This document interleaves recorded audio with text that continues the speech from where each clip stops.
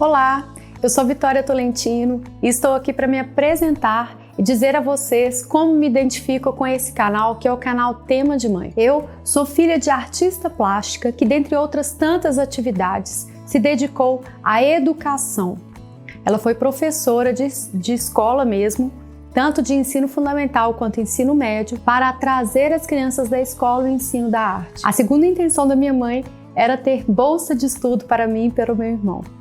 Com isso, nós alcançamos as melhores escolas de Belo Horizonte, que é a cidade onde eu moro. Minha mãe nunca nos poupou da realidade das dificuldades que enfrentou como mulher para criar os seus 2 filhos. Quem também participou da minha formação como pessoa e da minha criação foi a minha avó paterna, que é psicóloga de carreira acadêmica. Minha avó trazia muitos estudos, muitas coisas interessantes sobre a constituição da personalidade humana e como lidar com os próprios sentimentos. O meu pai nos acompanhou mais de longe, mas nunca negou de nos receber em sua casa e trouxe a nós uma raiz com relação à música e à felicidade, à vida mais boêmia e mais relaxada. Fui crescendo aos cuidados principalmente da minha mãe, com princípios de honestidade, com princípios muito claros de amor, longe de qualquer exigência de perfeição. Mas a minha mãe sempre pediu e sempre mostrou a nós como éramos abençoados por termos acesso a estudo, à alimentação, ao saneamento básico e também à espiritualidade. Quando cheguei aos 18 anos de idade, a minha mãe tinha um ateliê que dava cursos extracurriculares para as crianças da escola onde trabalhava. E eu precisava fazer um dinheirinho extra e minha mãe me contratou como assistente. Nesta época eu já lidava com crianças um pouco maiores, ali pelos 8, 9 anos de idade. E eu percebia que mesmo para as atividades extracurriculares, que teoricamente eram assim recreativas, como a arte eu precisava lidar com as mães, eu precisava falar com elas. Todo final de cada arte do ateliê, todo final de cada aula, o que nós fizemos, por que nós fizemos, qual era o objetivo ali daquela estratégia adotada para certas crianças. As mães se encantavam e com isso a gente conseguia auxiliar as crianças, inclusive no aprendizado da escola infantil. Uns anos mais para frente, minha mãe me apresentou a escola de fonoaudiologia, que não era a minha opção principal. Eu ainda não tinha me encontrado com relação à escolha da profissão. Ao ingressar na escola de fonoaudiologia, eu tive acesso a muitas questões que foram muito ligadas ao meu desenvolvimento ao longo da minha vida. O crescimento e a constituição da personalidade humana, as questões relacionadas à voz e à música, as questões relacionadas à arte, quando a gente consegue fazer arte-terapia com as crianças que têm alguma deficiência e alcançar algumas evoluções clínicas muito relevantes. Mas sempre, pasmem, no final, inclusive do estágio de aprendizado, no final eu tinha que lidar com as mães. E era com as mães que eu conseguia a minha comunicação para que as crianças conseguissem ter algum efeito positivo daquela estratégia terapêutica que eu estivesse aplicando ali. Foi na faculdade, foi nas clínicas, escolas, e aí eu fui evoluindo, oportunidades foram aparecendo, eu me especializei em disfagia com foco em motricidade orofacial, que é a atuação mais eficiente, mais presente hoje nos hospitais do mundo inteiro. Fonoaudiólogos auxiliam as pessoas a voltarem a comer e a falar. Em termos mais técnicos, a gente fala de reabilitação de via oral, que é quando a pessoa volta a comer, e talvez uma decanulação na pessoa que ficou com uma intubação orotraqueal por tempo prolongado e precisa aí de voltar a conseguir movimentar as pregas vocais e voltar a se comunicar com as pessoas. A fonoaudiologia, ela é o estudo da comunicação humana, mas como a gente conhece muitas estruturas orofaciais, a gente também entra na questão de produção de voz, na questão da linguagem, da aprendizagem e na questão da deglutição, que é o ato que a gente tem de levar a comida até o estômago, mas protegendo as vias aéreas, que são os nossos pulmões. Essa época foi a época mais, digamos, séria da minha trajetória profissional, em que eu atendia em vários hospitais de Belo Horizonte, desde neonatologia até cuidados paliativos, que é quando a pessoa já tem uma limitação do esforço terapêutico e a gente prepara para ter uma passagem, uma morte um pouquinho mais humanizada, digamos assim. Lidar com a morte, lidar com essa dificuldade me afastou muito das questões de entretenimento, de música e de relaxamento. Então eu vivi muitos anos da minha vida focada nessa parte que era de reabilitação oral e de reabilitação respiratória, digamos, de auxiliar a pessoa a voltar a falar. Não vai ser surpresa para vocês eu falar agora que eu só conseguia efeitos positivos nas minhas visitas, nas minhas intervenções clínicas, quando eu conversava com as mães.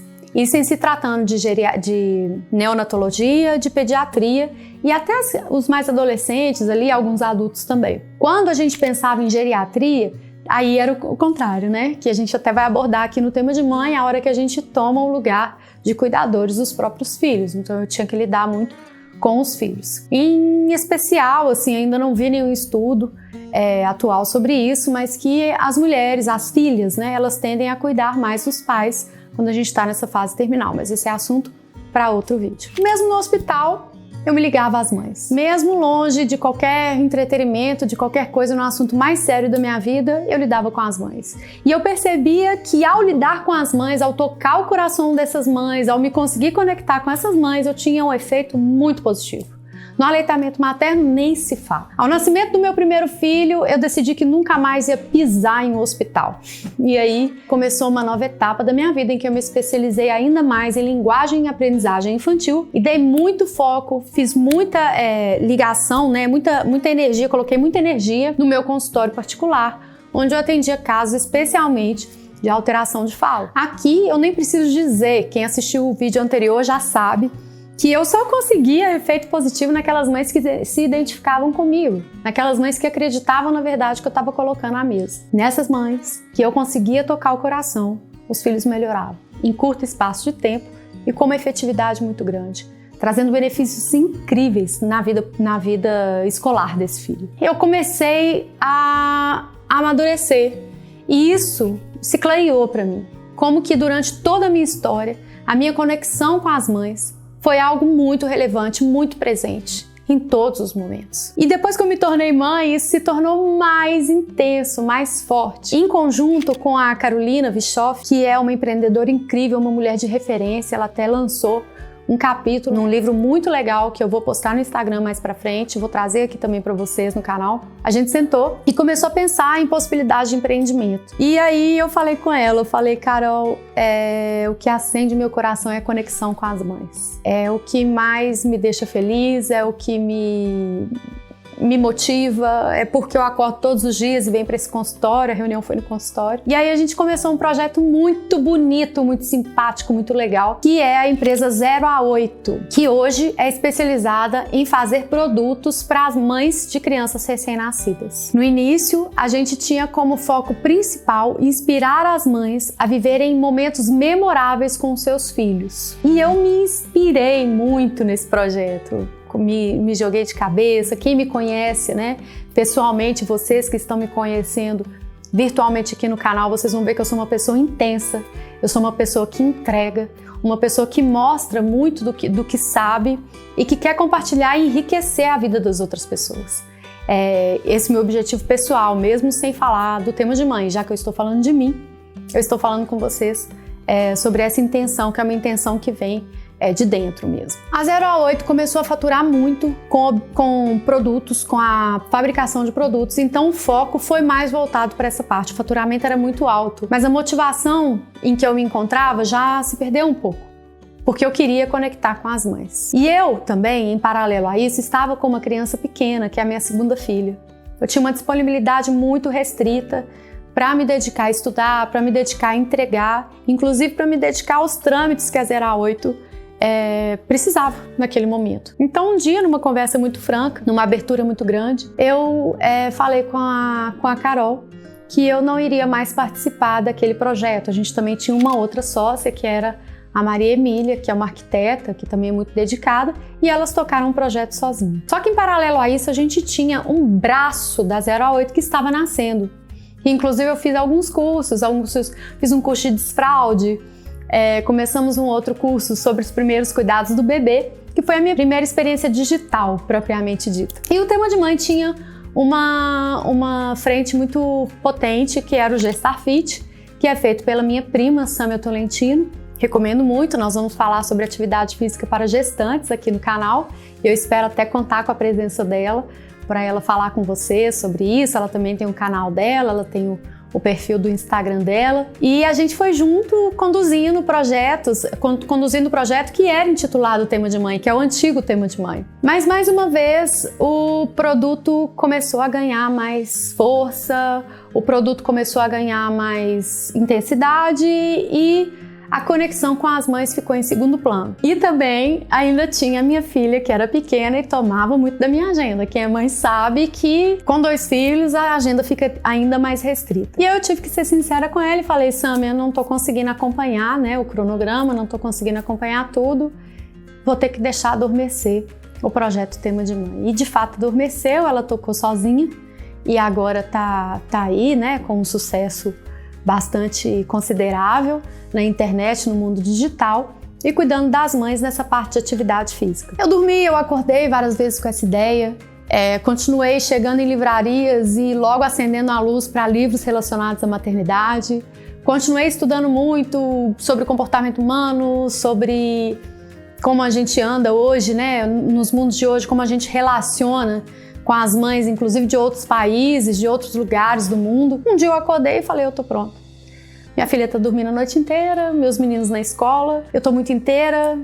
Ai, não tenho nenhuma saudade de quando eu ficava 3 meses sem dormir, 4 meses sem dormir. Quando eu conseguia dormir, logo eu tinha que acordar para às vezes trocar uma fralda ou para fazer um para casa. E me senti inteira, me senti plena, me senti forte. E me questionei, eu falei: e as mães que estão no início dessa caminhada? E as mães que talvez estejam passando por dificuldades que eu passei e eu não tive muitos canais de troca de informação, de me atentar para alguns fatos importantes, de me atentar para alguns detalhes relevantes que fossem fazer toda a diferença na minha história. Essa reflexão me veio de uma forma muito intensa e essa reflexão me fez perceber que o Tema de Mãe não podia ficar na gaveta, não podia ficar adormecido. E aí eu contactei novamente a nossa equipe, a minha equipe maravilhosa que está aqui comigo hoje, que também tem muito carinho pelo projeto e topou aí ingressar novamente, é por isso que eu tô aqui. E eu tô contando isso tudo para vocês para dizer que realmente a maternidade ela é maravilhosa. A maternidade é incrível, ela é transformadora, mas ela é muito difícil, na mesma medida em que ela é maravilhosa, ela é difícil. E não tem como criar uma criança sem auxílio, sem trocar informações, né? Então agora nós vamos manter o nosso propósito.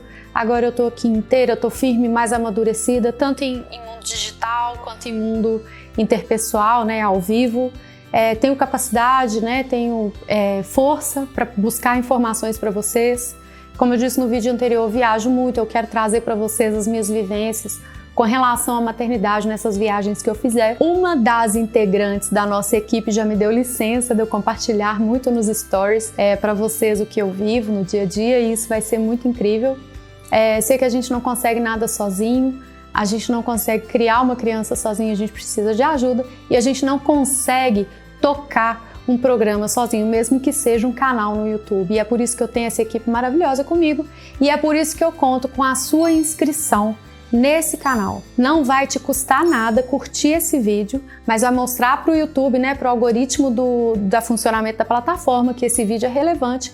E outra coisa legal que é compartilhar o canal com mães que estejam no início ou que sejam mães aí de crianças pequenas que vão se beneficiar do que a gente fala aqui, tá bom? Eu conto muito com a colaboração de vocês também. Mandem mensagens, me sigam lá no Instagram, vamos trocar bastante informação, porque a gente só tem a ganhar, tá bom? Então até o próximo vídeo, espero o seu comentário aqui também.